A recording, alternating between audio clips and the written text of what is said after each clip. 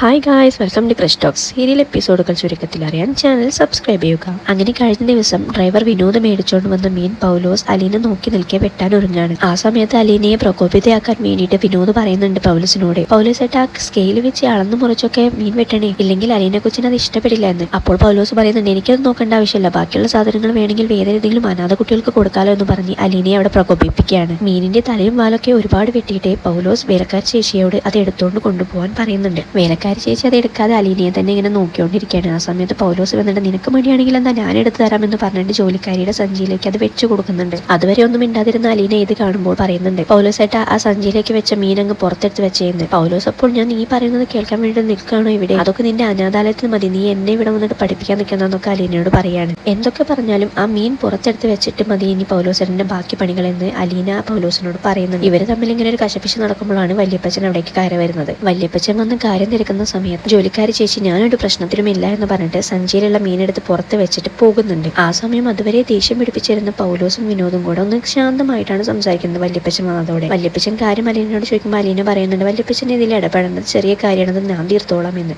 എന്നിട്ട് വീണ്ടും അലീന പൗലോസിനോട് ആ മീനെടുത്ത് സ്ലാബിൽ വെക്കാൻ പറയാണ്. ഇത് കേട്ടിട്ട് പൗലോസ് ഒന്നിനും സമ്മതിക്കുന്നില്ല. എനിക്ക് ശമ്പളം തരുന്നത് കേണൽ സാബാണ്, ഞാൻ എന്റെ കാര്യങ്ങൾ അയാളോട് പോയി പറഞ്ഞോളാം എന്ന് പറഞ്ഞിട്ട് പൗലോസ് അവിടെ നിന്ന് പോകുന്നുണ്ട്. ആ നീ പറഞ്ഞിട്ട് ഇങ്ങോട്ട് തന്നെയല്ലേ വരിക, ഇങ്ങോട്ട് വാ എന്ന് അലീനയും പറയുന്നു. പൗലോസ് അപ്പോൾ തന്നെ ചെന്നിട്ട് സ്റ്റാൻലിയോട് കാര്യങ്ങൾ പറയുന്നുണ്ട്. വീണ്ടും അലീന കിച്ചണിൽ കയറി, എന്നെ ഒരു പണിയും ചെയ്യാൻ സമ്മതിക്കുന്നില്ല, എന്നെ കയറി പരിക്കാൻ വരികയാണ്. അവൾ ഇന്നും അടുക്കളയിൽ കയറിയോ എന്ന് സ്റ്റാൻലി ചോദിക്കുമ്പോൾ പൗലോസ് പറയുന്നുണ്ട്, ഇന്നും കയറി, ഇന്നും സാധനങ്ങൾ ഒഴിവാക്കിയതിനും ബാക്കി വന്ന സാധനങ്ങൾ വേലക്കാരിക്ക് കൊടുത്തയച്ചതിനും ഒക്കെ ഇവിടെ പരിക്കാൻ വേണ്ടിയിട്ട് നിൽക്കുകയാണ് അലീന. ആ സമയത്ത് സ്റ്റാൻലി ഓക്കെ ഞാൻ വന്ന് ചോദിക്കാമെന്ന് പറഞ്ഞിട്ട് രണ്ടുപേരും കൂടെ താഴത്തേക്ക് പോകുന്നുണ്ട്. അങ്ങനെ അവർ രണ്ടുപേരും കിച്ചണിലേക്ക് എത്തി. സ്റ്റാൻലി അലീനയോട് കാര്യങ്ങൾ തിരക്കുന്നുണ്ട്. നിന്നോട് ഞാൻ കിച്ചണിൽ കയറാൻ പാടില്ലെന്ന് വിലക്കിയതല്ലേ, നീ എന്തിന് പിന്നെയും ഇവിടെ കയറി കാര്യങ്ങൾ നോക്കാൻ വരുന്നു? ഇങ്ങനെയൊക്കെ സ്റ്റാൻലി ചോദിക്കുമ്പോൾ അലീന പറയുന്നുണ്ട്, ഇവിടുത്തെ കൃത്രിമങ്ങളൊക്കെ കണ്ടുപിടിക്കാനും നിങ്ങളെ ബോധിപ്പിക്കാൻ വേണ്ടിയിട്ടാണ് ഞാൻ ഇവിടെ കയറിയത്. ഇതിനിടയിൽ പൗലോസിന്റെ ഭാഗം ശരിയാക്കാൻ വേണ്ടിയിട്ടും പറയുന്നുണ്ട്. കാര്യങ്ങൾ സ്റ്റാൻലിയെ നേരിട്ട് ബോധിപ്പിക്കാൻ വേണ്ടിയിട്ട് അലീന പൗലോസിനോട് വെട്ടി മാറ്റി വെച്ച മീനെടുത്ത് സ്ലാബിൽ വെക്കാൻ പറയുന്നുണ്ട്. ആ സമയത്ത് പൗലോസ് പറയുന്നുണ്ട്, എനിക്ക് നീ പറയുന്നത് കേൾക്കേണ്ട ആവശ്യമില്ല, കേണൽ സാബ് പറയുന്നത് മാത്രം കേട്ടാൽ മതിയെന്ന്. അപ്പോൾ അലീന പറയുന്നുണ്ട്, കേണൽ സാബിന്റെ മകളാണ് പറയുന്നത്, ഞാൻ പറയുന്നതും അനുസരിക്കണമെന്ന്. ഇത് കേട്ടിട്ട് സ്റ്റാൻലിയും അപ്പച്ചനും ഒന്നും മിണ്ടാത്തത് കണ്ടപ്പോൾ പൗലോസ് താനേ ചെന്നിട്ട് ആ മീനെടുത്ത് സ്ലാബിൽ വെക്കാൻ ഒരുങ്ങുന്നുണ്ട്. വെട്ടിവെച്ച മീൻ കണ്ടിട്ട് വല്യപ്പച്ചൻ പറയുന്നുണ്ട്, ഇങ്ങനെയാണ് ഇവിടെ മീൻ വെട്ടാറ്, നീ എന്ത് കൃത്രിമാണ് നടത്തുന്നത്, എന്തിനാണ് ഇങ്ങനെയൊക്കെ ചെയ്യുന്നത്? തരുന്ന കാശിനെങ്കിലും നിനക്കൊന്ന് കൂറ് കാണിച്ചൂടെ എന്നൊക്കെ പൗലോസിനോട് വല്യപ്പച്ചൻ ചോദിക്കുകയാണ്. ഈ കൃത്രിമങ്ങളൊക്കെയാണ് ഞാൻ നിങ്ങളെ ബോധിപ്പിക്കാൻ ശ്രമിച്ചതെന്ന് പറഞ്ഞിട്ട് അലീന അവിടെ നിന്ന് പോകുന്നുണ്ട്. പിന്നീട് വല്യപ്പച്ചൻ പൗലോസിനോട്, ഇപ്പോൾ കാര്യങ്ങളൊക്കെ മനസ്സിലായില്ലേ, അവൾ എന്റെ കൊച്ചുമോളാണ്, അതായത് സ്റ്റാൻലിയുടെ മകൾ, അവൾ പറയുന്നതും ഈ വീട്ടിൽ നടക്കും, നീ അതിനനുസരിച്ച് നീയും നിന്റെ കൂടെയുള്ളവരും കാര്യങ്ങൾ ചെയ്യാൻ ശ്രമിക്കുക. ഇതും പറഞ്ഞ് വല്യപ്പച്ചനും അവിടെ നിന്ന് പോകുന്നു.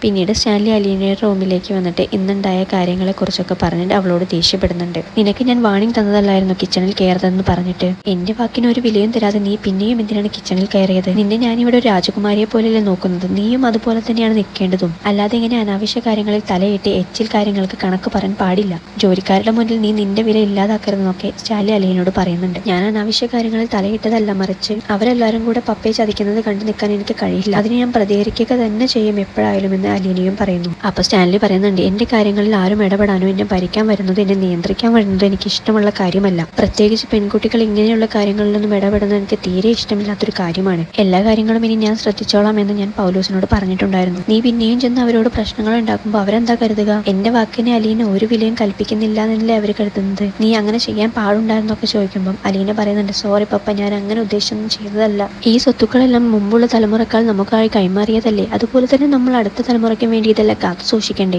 അതെല്ലാം ഇവരെല്ലാരും കൂടി ദൂർത്തടിച്ച് കളയുന്നത് കാണാൻ എനിക്ക് മനസ്സില്ല. പപ്പ ഈ കാര്യങ്ങളൊന്നും ശ്രദ്ധിക്കുന്നില്ല എന്ന് മനസ്സിലായതോടെയാണ് ഞാനിത് ശ്രദ്ധിക്കാൻ തുടങ്ങിയത്. ഒരു കാര്യം ചെയ്യും പപ്പ, ഒരു മാസം ഈ വീട്ടുകാര്യങ്ങളെല്ലാം എന്നെ ഒന്ന് ഏൽപ്പിക്കേ. ഒരു മാസം കഴിഞ്ഞതിന് ശേഷം എല്ലാ ചിലവുകളും ഒന്ന് കൂട്ടിക്കഴിച്ച് നോക്കൂ, അപ്പോഴറിയാം എന്തുമാത്രം ദൂരത്താണ് ഈ വീട്ടിൽ നടക്കുന്നതെന്ന്. എന്നിട്ട് മിച്ചം വരുന്ന കാശ് പപ്പ എനിക്ക് തന്നാ മതി. ഇത് കേട്ടിട്ട് പപ്പ പറയുന്നുണ്ട്, ഓ നിനക്ക് കാശിന് ആവശ്യം വന്നിട്ടാണോ? നിനക്ക് എത്ര ലക്ഷമാണ് വേണ്ടത്, ഞാൻ തരാം, അതിന് നീ ഇങ്ങനെ ചെയ്യേണ്ട ആവശ്യമില്ലല്ലോ. അലീന അപ്പൊ പറയുന്നുണ്ട്, അർഹതയില്ലാത്തൊരു നാണയം പോലും എനിക്ക് വേണ്ട പപ്പ. ഇതൊക്കെ കേട്ടിട്ട് സ്റ്റാൻലി പറയുന്നുണ്ട്, ഞാൻ ഇല്ലായ്മയിൽ നിന്ന് വളർന്നതല്ല, എനിക്ക് എന്റെ വില കൂടിയ മേശയിൽ എല്ലാ വിഭവങ്ങളും ഉണ്ടായിരിക്കണം ഞാൻ ചോദിക്കുന്ന സമയത്ത്. അതിനുവേണ്ടിയും ചില നല്ല കാര്യങ്ങൾക്ക് വേണ്ടിയും ചിലപ്പോൾ നമ്മൾ ജോലിക്കാരെ തൃപ്തിപ്പെടുത്തേണ്ടിയിരിക്കും. അതൊക്കെ അതിന്റെ വഴിക്ക് വിട്ടാൽ മതി. ഒരു കുളത്തിലേക്ക് ഒരു ഗ്ലാസ് വെള്ളം കൂടി കൂടുതൽ ഒഴിച്ചാൽ എന്താ ഉണ്ടാവുക? അത്ര തന്നെ കരുതിയാൽ മതി നീയും. കാര്യങ്ങളെല്ലാം മനസ്സിലായില്ലെന്ന് സ്റ്റാൻലി അലീനയോട് ചോദിക്കുമ്പോൾ അലീന പറയുന്നുണ്ട്, എനിക്ക് മനസ്സിലായി പപ്പ, എന്റെ സ്ഥാനം ഇവിടെയുള്ള പൗലോസിനേക്കാൾ കീഴെയാണെന്ന് എനിക്ക് മനസ്സിലായി. ഓ, നീ എന്നെ അങ്ങനെയാണോ കരുതിയത്? ഇവിടെയുള്ള ടൗൺ ഹാളിൽ വെച്ചോ ക്ലബിൽ വെച്ചോ ഞാൻ നിന്നെ പരസ്യമായി നീ എന്റെ മകളാണെന്ന് പറയണമെന്ന് തീരുമാനിച്ചതായിരുന്നു. അത്രയേറെ ഞാൻ എന്റെ ലൈഫിൽ നിനക്ക് ഇമ്പോർട്ടൻസ് കൊടുത്തിട്ടുണ്ട്. ആ നീയാണോ ഇങ്ങനെയൊക്കെ പറയുന്നത്? ഇത് കേട്ട് കണ്ണുകൾ നിറഞ്ഞിട്ട് അലീന സ്റ്റാൻലിയോട് സോറി പറയുന്നുണ്ട്. ഞാൻ വേറെ ഒന്നുകൊണ്ട് പറഞ്ഞതല്ല. നമ്മുടെ കിച്ചണിൽ ഇത്രമാത്രം അഴിമതികൾ നടക്കുന്നുണ്ടെങ്കിൽ ബാക്കിയുള്ളിടത്തൊക്കെ എങ്ങനെയായിരിക്കും? അതൊന്നും നീ ചിന്തിക്കേണ്ട, അതൊക്കെ ഞാൻ നോക്കിക്കോളാമെന്ന് സ്റ്റാൻലി അലീനോട് പറയുന്നു. നീ ഇവിടുത്തെ വീട്ടുകാര്യങ്ങൾ നോക്കണ്ട, നിനക്ക് വേറെ എന്തൊക്കെയുണ്ടോ ചെയ്യാൻ? നിനക്ക് പാസ്പോർട്ട് ഉണ്ടോ? നിന്നെ ഞാൻ ലോകം ചുറ്റിക്കാം. നിനക്ക് ലൈസൻസ് ഉണ്ടോ? ഇല്ലെങ്കിൽ ഞാൻ നിന്നെ വണ്ടി ഓട്ടാൻ പഠിപ്പിക്കാം. അതോ നിനക്ക് അന്റാർട്ടിക്കയിൽ പോകണോ? അതും വേണമെങ്കിൽ ഞാൻ കൊണ്ടുപോകാം. ഇതൊക്കെ കേട്ടിട്ട് അലീന പറയുന്നുണ്ട്, അതൊന്നും ഇപ്പോൾ വേണ്ട, എനിക്ക് അടുക്കളയിൽ വരെ പോകാനുള്ള സ്വാതന്ത്ര്യം മാത്രം ഇപ്പോൾ തന്നാൽ മതിയെന്ന്. പിന്നീട് അലീന സ്റ്റാൻലിയോട് ഒരു കാര്യം കൂടെ പറയുന്നുണ്ട്. ഇവിടെ വില കൂടിയ മേശയിലിരുന്ന് പപ്പ ഒരുപാട് വിഭവങ്ങൾ കഴിച്ച് അത് വെറുതെ പാഴാക്കി കളയുന്ന സമയത്ത് കഴക്കൂട്ടത്ത് ഒരു ഓർഫനേജിൽ ഒരു പാവം പെൺകുട്ടി എച്ചിലെങ്കിലും കിട്ടിയിരുന്നെങ്കിൽ എന്ന് ഓർത്ത് കഴിയുന്നുണ്ടായിരുന്നു. അത് വേറെ ആരുമല്ല പപ്പ, പപ്പയുടെ അലീന തന്നെയാണ്. പപ്പയ്ക്ക് അറിയാമോ, ഇന്നും ഒരുപാട് ഓർഫനേജുകളിൽ ഒരുപാട് അലീനമാർ എന്നെ പോലെയുണ്ട്. പപ്പ അത് ഓർക്കണമെന്ന്. ഇത് കേട്ടിട്ട് കണ്ണുകൾ നിറഞ്ഞ് ഒന്നും പറയാതെ സ്റ്റാൻലി അവിടെ നിന്ന് പോകുന്നുണ്ട്. സ്റ്റാൻലിയുടെ പട്ടാള ചുറ്റുകൾ മാറ്റിയെടുക്കാൻ അലീനയ്ക്ക് സാധിക്കുമോ? അടുത്ത എപ്പിസോഡിനായി ചാനൽ സബ്സ്ക്രൈബ് ചെയ്യുക.